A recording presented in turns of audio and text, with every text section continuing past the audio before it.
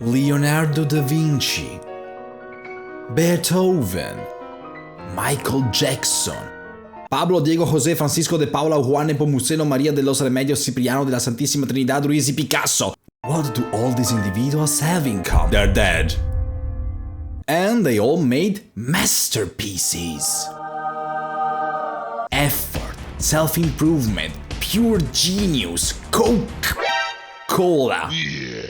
All things necessary to create a piece of art that can stand the test of time, and sometimes even China's entrance test for kindergarten. Observe the raw emotion emerging from the scream of Wes Craven. Listen to the delicate notes of the evil within's save room. Immerse yourself in the daunting and creepy pages of the metamorphosis of that janitor dude from Resident Evil 1 who was turning into a zombie. If there is a common denominator of all masterpieces, is that they elicit strong, powerful emotions, like lasagna does. So is Final Fantasy XVI a masterpiece because it gives me a strong feeling of pure death?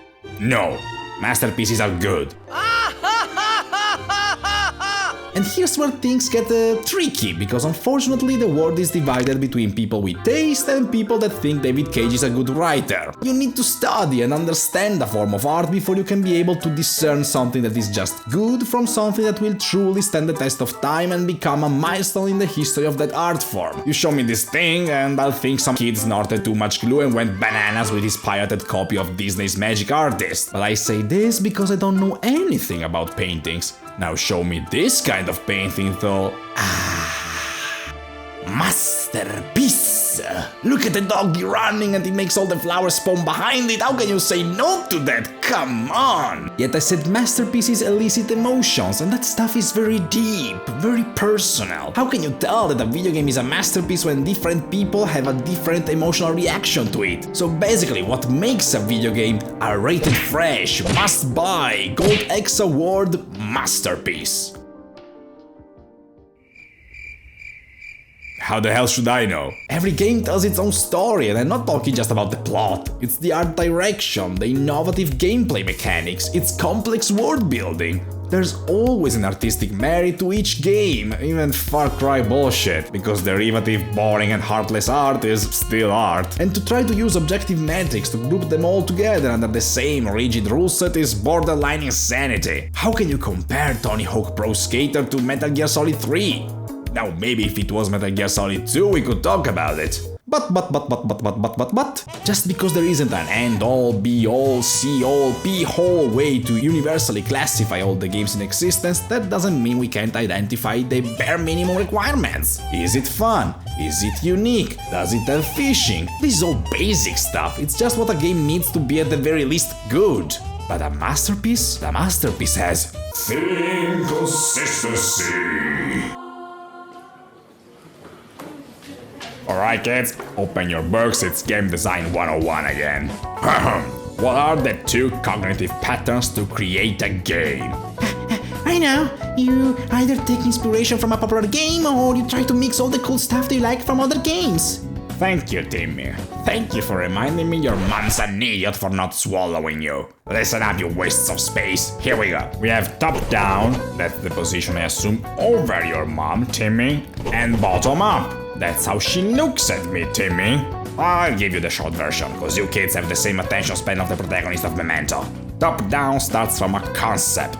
It's a game about a double-agent spy. It's a game about a witch that kicks ass with her hair. It's a game about a soulless corporation developing low-quality products for the masses. Bottom up goes the opposite way. You have cool gameplay mechanics in mind and you build everything else around it. It's stopping time in super hot when you're not moving, controlling the bullet in mid-air in Children of the Sun.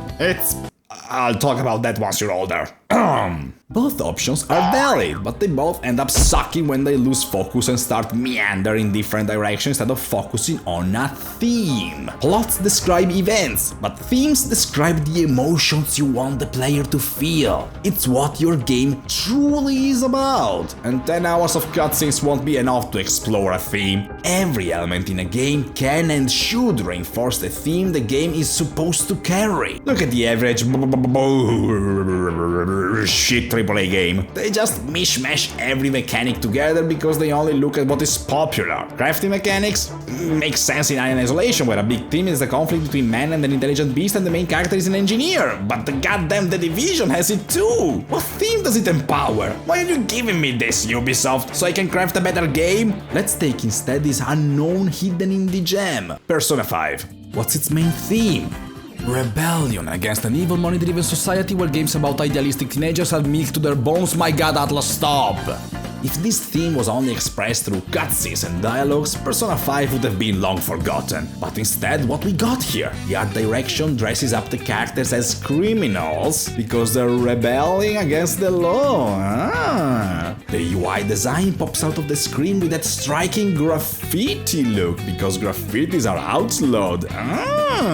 The social links now are called confidants, cause confidants keep your secret, like the fact you're a thief. The soundtrack is funky with all that jazz and bzz. What does that remind you of, huh? Lupin, exactly. What was Lupin?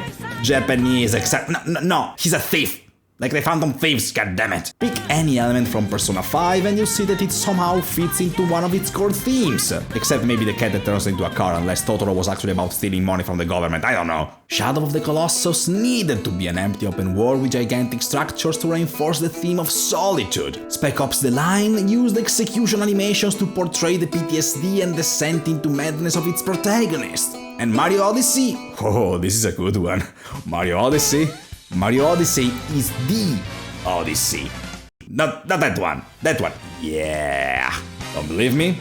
Ooh, Bubsy. You better buckle up. The game starts with Mario falling off a ship and getting stranded on a small plot of land. Like Odysseus. Mario's mean of transport? A flying sheep. Odysseus fights against a giant one-eyed monster, Mario fights against a giant short-armed monster. Odysseus forgets about his quest because he wants to fornicate with a witch, and Mario wastes time helping Pauline fix in New York. Yeah, good luck with that. What does she wear? A red dress. What's red associated to? The devil. And who worships the devil? Witches, exactly. And what's the final goal of the story? Getting back your girl before the evil dude marries her. Mario's not Italian. Mario is a buff Greek dude. Omega Mama. And you thought I forgot about Odysseus' dead doggy? Who do you think is the ghost dog in Luigi's Mansion, huh? But now I'm about to hit you with the most unexpected one yet. Shadow the Hedgehog. Oh yeah.